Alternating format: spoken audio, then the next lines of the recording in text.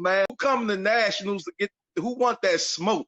I keep saying something about a riot squad. Every time I look somewhere, I'm hearing about a riot squad, a riot squad. I just posted in the chat, and somebody gonna tell me they want all the smoke. Come get it. It's plenty there for you.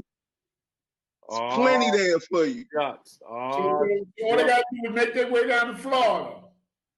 That's all they gotta do. It's real simple. Yo, wait. Come and play some football. You say you got that smoke? I don't like what's going on right now, AV. We being taken over right now. No, you ain't take. I ain't taking nobody. Oh.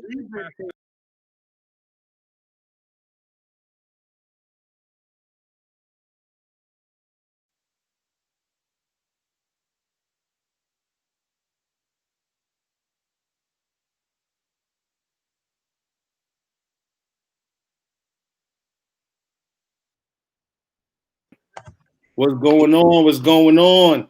Come on, man. Greetings and salutations to all those enjoying around the nation. What's good with you? Yo, what's going on, man? We back. We back. Monday night. The recap of the UIFL Nationals. We have a special guest on the show, Wayne, the voice. We're not even gonna talk about it. We're gonna let you explain. We're gonna let you tell everybody who you are, Wayne. First of all, the mic is yours. Hey, first of all, they say if you can't make it nowhere, you gotta make it in New York, baby, to show you right. You know, I'm exactly everything that everyone's told you about. It's your boy Wayne, the voice Matthews, the Arion dog. I try and do my thing. We go around the country and we represent for the kids. You know what I'm saying? Voice Sports was a mindset that came from years of actually getting things going. I started off announcing games for the Grassroots Youth Football League here in the DMV. This was one of the first elite leagues that was created in the DMV with the significant purpose of really focusing on getting the kids ready for the next level. I know I'm a little paranoid. I said I did not want to go live in New York looking like Ashley Larry. So I said, let me get right. You know what I'm saying? No, I'm not taking out the trash. But yeah, I started calling games in like around my fourth year. I wanted to see what else was outside the box. You always hear about the comparisons between elite level football, rec league football, Pop Warner, AYF, UYFL. What's the difference? I want to know. So as I started to extend around the DMV, start sliding down into West Virginia, you start sliding down to Virginia, you start down to North Carolina, South Carolina. And as we started to move and gravitate around the country, dealing with a lot of the big games, you know, we had a chance to really just connect and find a lot of great people to represent the company. So as I started to, you know, getting reps, it multiplies. And a lot of greatness come from it. To see a lot of student athletes not only go from middle school to high school and be successful, but get that necessary information they need to get over the hump. Because many of the parents coming up in that bracket are either single parented, mom and dad strictly go to work, maybe go to church, or grandma. And when they say football, oh, he had the playground. That's the equivalent of it. But if they're gifted and they have the ability to go to greater schools and have a chance to go to college, why not support that? Also within that structure, no matter how many touchdowns they score, how many fumbles they get, how many sacks they're able to pull off, the most important stat they can always have is a GPA, bro. Right. And a lot of times people don't. I know we say it and it becomes cliche, but it needs to be reinforced. As many of the kids now, you see a huge number. 5 years ago, I think the DMV probably had 61 Division I offers go out. By this time last year, you had close to 180. Those same numbers need to be multiplied in North Carolina, South Carolina, and of course, New York. And I was, I had the pleasure of being introduced to Coach Jay through a good friend of mine, Coach James Reeder from PST Lions. His son Jamig. Oh, you were Reeder? Oh, heck yeah. No. I'm not dealing with y'all. No. It's all good. It's all good. Yeah, but he introduced me to Jay, and we had a great conversation because for all of the moving around I've been able to do, my man Official Chris right there. Yeah, here you go with that Cowboy stuff. All right. So we already starting off on the wrong foot. Right? How so? Come on. With Rita, yeah. We came on here with a Cowboys hat. Like this is yeah. Man. Y'all starting off on the wrong foot. Y'all needed some sauce in this show. The crazy part is we best friends, and I'm a Steeler fan. Y'all needed some sauce on the show. Welcome to the Star, baby. Welcome to the Star, baby. You know it's a show when the Star. Yeah, that's crazy. So I want to introduce y'all right here. This is my man, one of the other voice reporters, Official Chris. I was talking to Chris. We saw each other in Florida. We took a picture together and everything.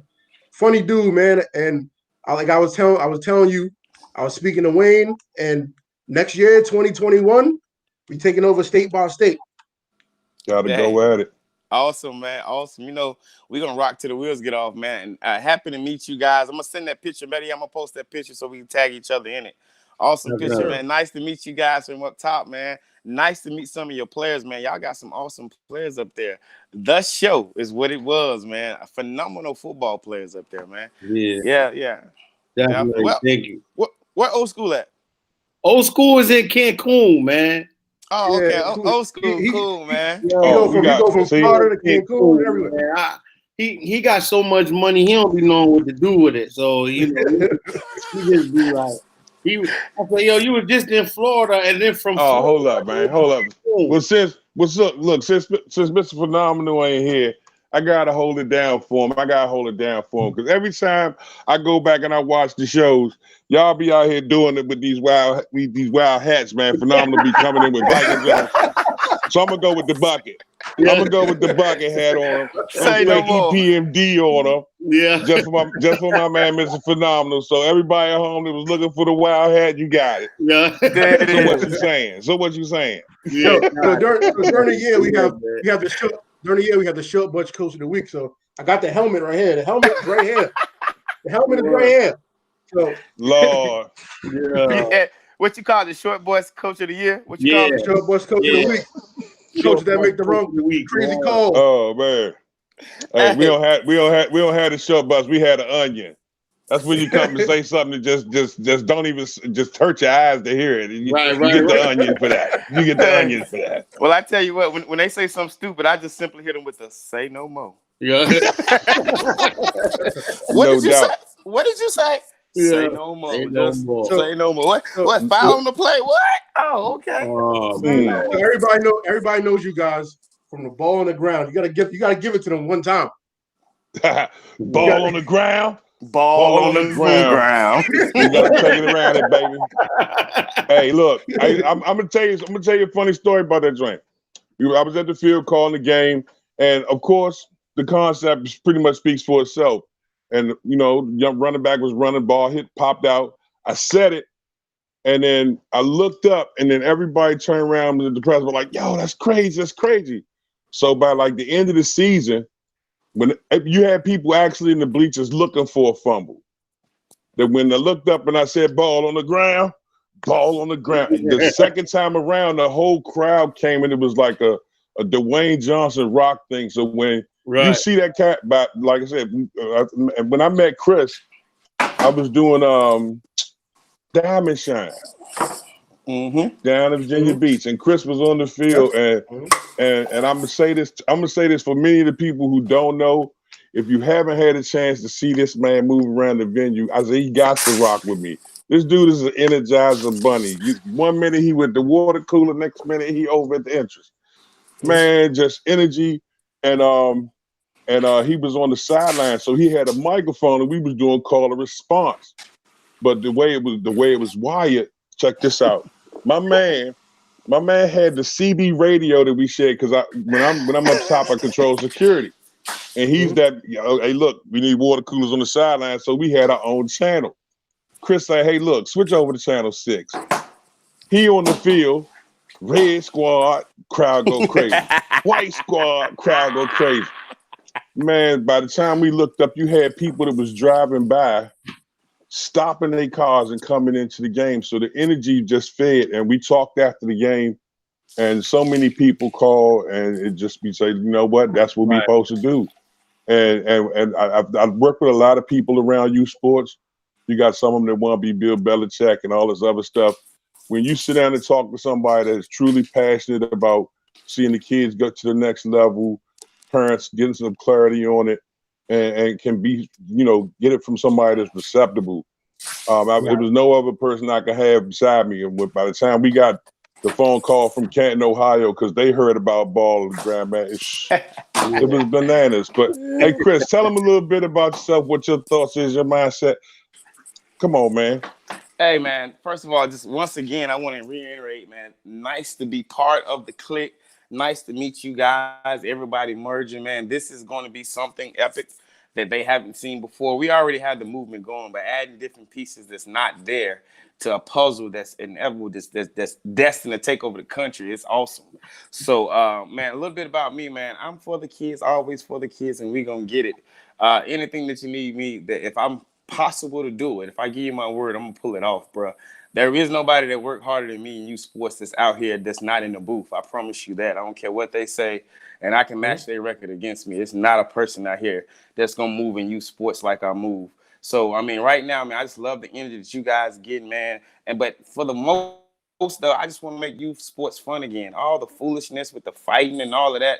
A lot of these parents trying to live vicariously through their through their kid and the egos and all of that. It's okay to win, but what are you teaching? A lot of the fights and all of the stuff that's transpiring and making youth sports it's not sexy no more. A lot of parents and grandparents are getting to the point where anytime grandparents and stuff don't want to come to the game, it's a problem. We've taken out the essence of what youth sports is. Let's make it competitive, but also let's show them that just because I lose against you don't mean I got to kill you. That's crazy. I mean, we got kids that want to. I mean, these kids have to see each other later on in life. So if the coach can't contain themselves and understand it's a competitive, the way we're competing against each other, but at the same time, when I lose from you, I can't shake your hand because I lost. Yeah, we not teaching that sportsmanship has to be there. I'm being real, man. I've seen some stuff like I understand. I like the glitter and the glam and all that. I'm the hypest person you ever want to meet. But to the I think he froze up for a little while. Oh man, that was a super. I mean, look, I'm gonna tell you. I know until he unfreeze, I'll be first one to tell you, yo. We walk into these events and we want to make sure that the kids have memorable moments. And at some point in time, when they hit 13, 14, they get ready to go to high school. Some of them may not even play football on the high school level. Some of them, the only memory they got is their youth ball career. You know what I'm saying? And nowadays, it's not like it was when we were younger. When we played, there wasn't nobody sitting there putting us up on YouTube. We getting 1,000 million views.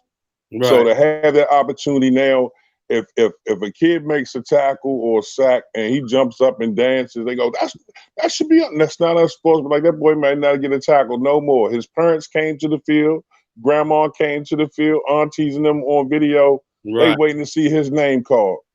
And when you're that person in that capacity that can help etch those memories in time, it's a beautiful thing. I remember when I first started and me and Chris was linked up. You know, parents would come drop the kids off at the field and ride off. Right. 10 minutes before 10 minutes before the game ends, halfway through the fourth quarter, you start to see all the cars with the blinker lights in the back. And it was crazy. But then when you start to hear the music pumping, the kids' names being called, local sponsors giving them help, you know what I'm saying, the information and opportunities to venture off, it just started to circumvent within itself in a community build. It went from maybe 40, 50 people to maybe 200-300. Then when it started getting to the point we had to get like University of Maryland to do a youth game, we had a game between the Hamilton Tigers and the Maryland Heat. And you won't hear much about Hamilton because they're in the Metro Maryland Football Alliance's elite league. They don't participate in UIFL or AYF. They usually send their players and stuff off to FBU. So for them to play the Maryland Heat, who was going to battle, banging everybody out, come on, man, you talk about a 14U game that drew almost 2,500 people. It's serious, bro. And when I had a conversation with Jay, and he would talk about certain parks where on any given night, you go out there and it's standing room only.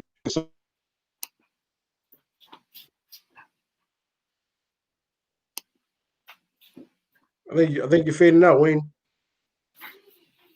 And I ain't gonna hate on you, baby. Party like you party, but understand that you in an environment where you being watched, and whether you want to be a role model or not, you're gonna be one.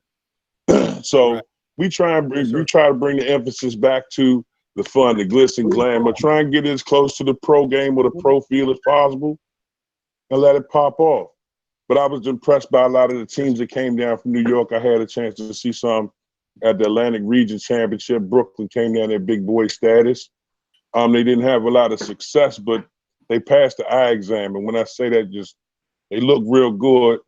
Just ran into teams that had different styles. And that's the other part about coming out of that, just playing teams in New York or teams in Delaware, just playing in Delaware. When you go to different areas, it's different styles. And by the time you get down to Florida, and I know you can speak to this, Jay, and many of the guys who went down, it wasn't just about the different uniforms. You looking at the different offenses and defensive formations, the schemes that are being used. And I think the biggest travesty out of it is you take a clip of a coach hitting a kid and that go viral. But what happened to the hundreds of games that took place where kids, not only had received quality mentorship, but hugged their coaches because they've been there for them and helped them through some things. Why can't we take those coaches that do great stuff and have that go viral? Right. Mm-hmm. You know what I'm saying? And that's something I think as youth media we control. But we can't turn a blind eye to the nonsense, so we just got to continue to do what we do. You dig? Yeah. Church Priest Tabernacle. Magic said, "What up, Wayne?" Magic's in here too. Hey, Magic, what's up? He's in the comments. Always Magic cracking. in the comments. Lord. So we always can on the side, we can see the comments, Wayne. We can see everybody talking and commenting and everything. Oh yeah, I got some little box at the bottom. I don't even know what that joint is. I'm gonna switch it up on y'all. You know what I'm saying? Switch it up on y'all. Little razzle dazzle. You know what I'm saying? Little razzle dazzle. Ain't never heard. Oh man. Come on. I gotta hold it down for Phenom. Come on. So I'm gonna let you make the official announcement about the 2021. I'm sorry. How are we gonna do this whole voice reporters?